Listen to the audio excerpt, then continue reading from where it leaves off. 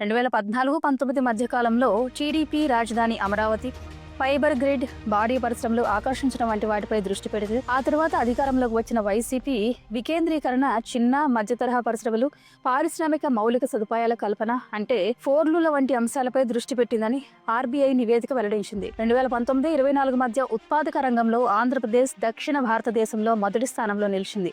అలాగే జాతీయ స్థాయిలో 5వ స్థానంలో నిలిచి పారిశ్రామిక అభివృద్ధిని చాటుకుంది. టీడీపీ తరచూ చేసే విమర్శల్లో ప్రధానమైంది జగన్ ప్రభుత్వం పెట్టుబడిదారులను బెదిరించిందని, రాష్ట్రం అభివృద్ధిని నిలువరించిందని ఒకటి. ముఖ్యమంత్రి చంద్రబాబు నాయుడు తన ప్రసంగంలో తరచూ ఇదే అంశాన్ని ప్రస్తావిస్తారు.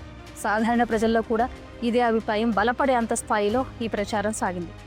జగన్ సంక్షేమంపై మాత్రమే దృష్టి పెట్టి అభివృద్ధిని విస్మరించడం పట్ల ఏపీ దిగజారిందనేది టీడీపీ నేతల మాట. టీడీపీ తన 5 ఏళ్ల కాలంలో విజన్ 2029 పేరుతో పారిశ్రామిక అభివృద్ధిపైన దృష్టి పెట్టింది. కియా మోటార్స్ వంటి పరిశ్రమలు తెచ్చింది.